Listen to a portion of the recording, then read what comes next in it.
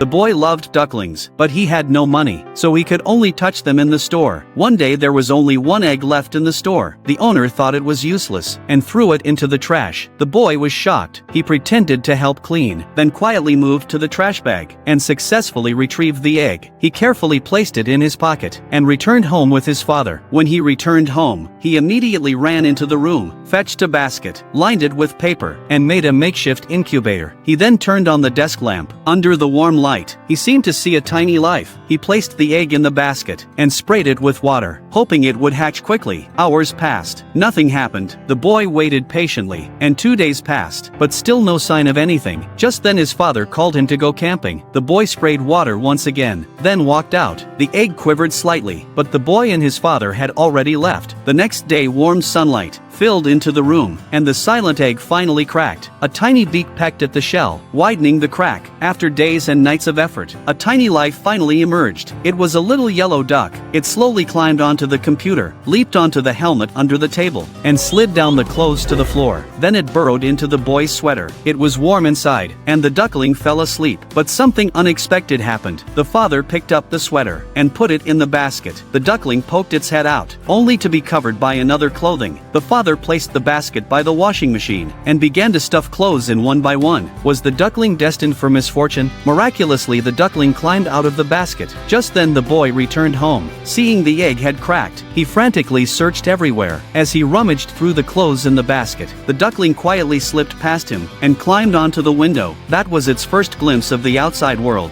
Finally the boy found it. He was overjoyed, and decided to stay with it forever. The duckling felt the warmth too. Would you like to have such a cute and lucky duckling? Welcome to comment.